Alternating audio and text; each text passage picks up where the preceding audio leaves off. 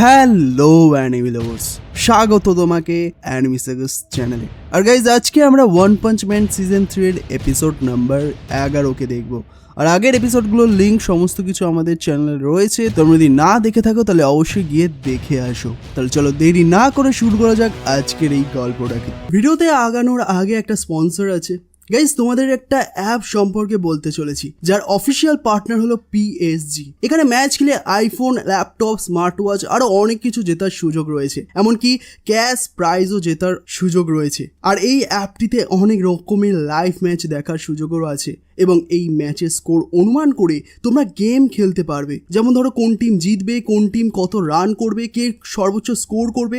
এছাড়াও বিভিন্ন ধরনের গেমস রয়েছে, সেগুলো খেলেও তোমরা ইনকাম করে নিতে পারবে। আর হ্যাঁ, রেজিস্ট্রেশন করার সময় আমার প্রোমো কোড anime77 ব্যবহার করুন। আর এটা ব্যবহার করে তোমরা 20,000 টাকা পর্যন্ত পেয়ে যেতে পারো। আর সেই টাকা তোমরা বিকাশ, নগদ, রকেট, পেপাল, ক্রিপ্টো এবং ব্যাংক অ্যাকাউন্টের মাধ্যমেও উইথড্রল করতে পারবে। তাহলে আর দেরি কিসের? পিন কমেন্টের সঙ্গে আমার প্রোমো কোড রয়েছে, সেখানে সাইন আপ করো আর জিতে যাও ক্র্যাশ প্রাইজ। চলো ভিডিওটা শুরু করা যাক। তো এপিসোডের শুরুতেই আমরা চাইল্ড এম্পারার আর ওয়াগানমাকে দেখতে পাই। তো ওয়াগানমা চাইল্ড এম্পারারকে জিজ্ঞাসা করে যে এখান থেকে বেরোনোর পর তুমি কি আমায় আবার বাবার কাছে নিয়ে যাবে? তো চাইল্ড এম্পারার বলে যে আমি অত দ্রুত যেতে পারবো না, ওপরে আরও হিরোরা আছে যারা তোমায় প্রোটেক্ট করবে। তো ওগানমা একটু ভয় পেয়ে বলে যে ওরা কি এস ক্লাস হিরো নয়? তো চাইল্ড এম্পারার বুঝেই বলে যে শোনো, শত্রু অনেক শক্তিশালী, আমাকে আবার ভেতরে ফিরে গিয়ে আমাদের সাথীদের সাহায্য করতে হবে। ওরা কেউ মিলেমিশে কাজ করতে জানে না, তাই কাউকে তো লিড করতে হবে। তো ওয়াগানমা অবাক হয়ে বলে যে কিন্তু তুমি তো বাচ্চা আর ওরা সবাই বড়। তো চাইল্ড এম্পারার সিরিয়াসলি হয়ে বলে যে ওরা সবার ভাবার সময় এখন নেই, আমি স্কুলের নিজের ক্লাসেরও মনিটর। এরপর ওরা বাইরে যাওয়ার রাস্তা খুঁজে পায়। চাইল্ড এম্পারার সাপোর্ট টিমকে জানায় যে রেস্কিউ মিশন সাকসেসফুল, কিন্তু কেউ রিপ্লাই দিচ্ছিল না। শেষে সেকিঙ্গার জানায় যে সবাই লড়াইয়ে ব্যস্ত। তো জম্বি ম্যান আর আমাই ম্যাক্সের মেসেজ আসে যে মনস্টারগুলো অতটাও খতরনাক নয়। পিকগার্ডও জানায় যে ও খাবার হজম করতে ব্যস্ত। আর ঠিক তখনই অ্যাটমিক সামুরাইয়ের মেসেজ আসে যে ও ভেতরে আরও একটা বাচ্চাকে খুঁজে পেয়েছে। আর এটা শুনেই চাইল্ড এম্পারার চমকে যায়। আর ও তো ওয়াগানমাকে জিজ্ঞাসা করেছিল যে আর কোনো বন্দি আছে কি না। তো ওয়াগানমা তখন ক্ষমা চেয়ে বলে যে সরি, আমি শুধু নিজের প্রাণ বাঁচাতে চেয়েছিলাম, তাই মিথ্যে বলেছি। তো চাইল্ড এম্পারার ঠিক করে যে ও আবারও ভেতরে যাবে। সেকিঙ্গার ওকে বাধা দিয়ে বলে যে কিন্তু তুমি তো ক্লান্ত, তোমার যাওয়ার দরকার নেই। কিন্তু চাইল্ড এম্পারার রেগে যায় আর বলে যে ও একটা বাচ্চাকে এভাবে বিপদের মুখে ফেলে আসতে পারবে না। এদিকে অ্যাটমিক সামুরাইয়ের সামনে একটা অদ্ভুত ছোট মনস্টার এসে হাজির হয়, যার নাম ছিল ব্ল্যাক স্পার্ম। আর এর থ্রেড লেভেল হলো ড্রাগন। ও হাসতে হাসতে বলে যে তুমিও দেখি বাকিদের মতোই আমায় কাটতে চাইছো। গিউরো তোমার কথা বলেছিল, তুমিই সেই অ্যাটমিক সামুরাই, দেখতে তো খুব একটা খাস নও। তো অ্যাটমিক সামুরাই বিরক্ত হয়ে বলে যে তোর মতো ফালতুদের জন্য আমার সময় নেই। আর ব্ল্যাক স্পার্ম নিজের হাতটা বিশাল বড় করে নিয়ে বলে যে আমায় হালকাভাবে নিচ্ছিস।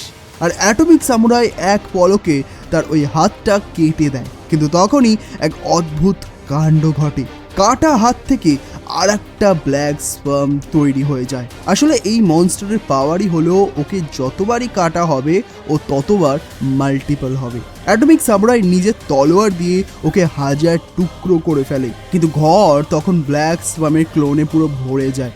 একটা ক্লোন হঠাৎ অ্যাটমিক সামুরাইকে এক ঘুষি মারে আর তাতেই সে পুরো ধয়াশায়ী হয়ে যায়। আর ও ভাবতেও পারেনি যে একটা ক্লোনের গায়ে এত জোর থাকবে। ক্লোনগুলো ওকে মারতে মারতে বলে যে গিউরো ইচ্ছে করেই আমায় তোমার কাছে পাঠিয়েছে, তুমি শুধু কাটতে জানো, আর তুমি যত কাটবে আমি তত শক্তিশালী হব। অ্যাটমিক সামুরাই বুদ্ধি খাটিয়ে বলে যে ঠিক আছে, তাহলে তোদের জ্যান্ত কবর দেবো আমি। আর ও ছাদটা ভেঙে তাদের উপর ফেলে দেয়। বিস্ফোরণের আওয়াজ শুনে জম্বি ম্যান ভাবছিল যে বাকিরা কেমন আছে। আর তখনই ওর পেছনে এসে দাঁড়ায় dragon level monster homeless emperor. সে বলে যে সাথীদের জন্য খুব চিন্তা হচ্ছে, ওরা হয়তো এভাবেই হঠাৎ মারা গেছে। আর জম্বি ম্যান কিছু বোঝার আগেই হোমলেস এম্পারার এক বিশাল এনার্জি ব্লাস্ট দিয়ে তার শরীর পুরো একেবারে উড়িয়ে দেয়। আর সে বলে যে আমি একাই সব এস ক্লাস হিরোকে মারতে পারি। কিন্তু ও দেখে যে জম্বি ম্যান আবার রিজেনারেট হয়ে যাচ্ছে আর জম্বি ম্যান কুঠার নিয়ে ওকে মারতে গেলে হোমলেস এম্পারার আবার তার মাথা উড়িয়ে দেয়। জম্বি ম্যান গুলি চালালে সে নিজেকে এনার্জি দিয়ে সেটাও আটকে দেয়। জম্বি ম্যান বলে যে আমার কোনো বম বা সুপার পাওয়ার নেই, আমার একটাই ক্ষমতা, যেটা হচ্ছে আমি মরি না। আর এটা মনে মনে ভাবে, আর এই মনস্টারটা মারাত্মক শক্তিশালী ছিল ভাই।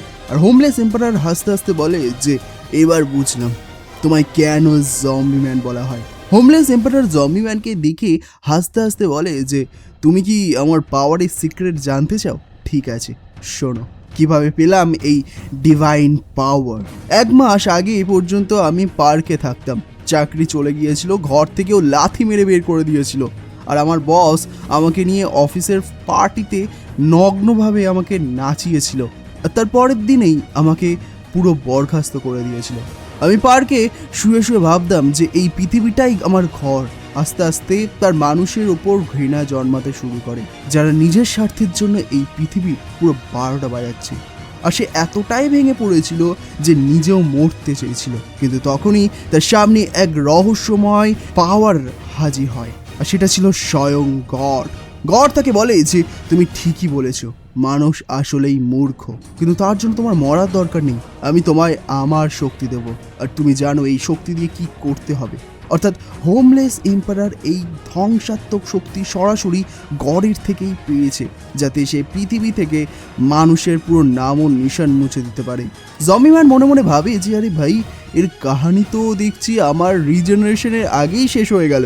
আর সে ঠাট্টা করে জিজ্ঞাসা করে যে তুমি কি করে বুঝলে যে ওই লোকটা গড ছিল? তার কাছে কোনো আইডি কার্ড ছিল নাকি? তো হোমলেস এম্পারার এবার রেগে গিয়ে বলে ওঠে যে গডের কোনো পরিচয় প্রয়োজন হয় না, আমি অনেক বকবক শুনে ফেলেছি, এবার তোমায় আমি মাটিতে মেশানোর সময় এসে গেছে। অন্যদিকে আমাদের হিরো সাইতামা তখন মাটির তলায় ঘুরছে, আর বারবার বিস্ফোরণের আওয়াজ শুনে ভাবছে যে এইসবের চক্করে ওর ফ্ল্যাটটা আবার না ভেঙে যায়।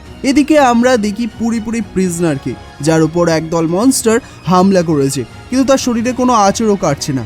সে একটা অদ্ভুত হেসে বলে যে আমি এই যন্ত্রণার ভেতরেও ভালোবাসা খুঁজে পাই, আর এটাই আমার টেকনিক, এঞ্জেল হাগ। এটা শুনেই সব মনস্টাররা ভয়ে পুরো পালাতে থাকে, আর তখনই সামনে আসে ডিমন লেভেলের মনস্টার ভ্যাকিউমার, আর ও নিজের সুর দিয়ে নিজের মনস্টার সাথীদেরকেই পুরো একেবারে গিলে ফেলে আর তাদের শক্তি চুরি করে নেয়। ভ্যাকিউমার পুরোপুরি প্রিজনারের উপর বিশাল বড় একটা অ্যাটাক করে বলে যে আমি সব হিরোদের হারিয়ে দেবো, আর পুরোপুরি প্রিজনার শান্তভাবে বলে যে সবাইকে হারানো তোমার কাম্য নয়, আমি তো এস ক্লাস হিরোদের মধ্যে একটা সাধারণ মানুষ মাত্র, আগে আমাকে হারিয়ে দেখাও। আর ভ্যাকুমারের হামলায় পুরো শরীর কাঁপতে থাকে, আর সে কাঁপতে কাঁপতে একটা দেওয়ালে আঙুল ছোঁয়াতেই পুরো দেওয়াল একেবারে ধুলো হয়ে যায়, আর পুরোপুরি প্রিজনার একেবারে গর্জে ওঠে আর বলে যে আমার ভালোবাসা এক নতুন স্টাইলে জন্ম নিয়েছে, ভাইব্রেশন এঞ্জেল। আর ও এক নিমিষেই ভ্যাকুমার পুরো পিটিয়ে পুরো শেষ করে দেয়। আর তখনই পুরোপুরি জেলের পুরনো সাথীরা যারা এই মনস্টার হয়ে গেছে তাকে ঘিরে ফেলে মারতে থাকে, আর সে যখন তাদের ঠিক করার চেষ্টা করে তখন পেছন থেকে নিয়ান এসে ওকে খামচি মেরে আঘাত করে দেয়। কিন্তু পুরোপুরি প্রিজনার হার মানার পাত্র নয়, সে আবার উঠে দাঁড়ায়, আর নিয়ান যখন দেখে যে ওর কোনো ক্ষতি হচ্ছে না, সে ভয় পেয়ে দেওয়ালের এক চিতলের ফাঁক দিয়ে পালিয়ে যায়, আর পুরোপুরিও দেওয়ালে ঘুষি মেরে সুড়ঙ্গ বানিয়ে ওর পিছু নেয়। লড়াইয়ের চক্করে পুরোপুরি জেলের পুরনো সাথীরা পিষে মারা যায়, আর সে কাঁদতে কাঁদতে বলে যে আমি তোদের বদলা নেবই। আর ঠিক তখনই পাশ থেকে সাইতামার কান্নার আওয়াজ শুনতে পায়, আর বলে যে এত বিচ্ছিরি আওয়াজ কোথা থেকে আসছে, আর এই জায়গাটা কত বড়, মনে হচ্ছে কোনো মনস্টারকেই পথ জিজ্ঞাসা করতে হবে।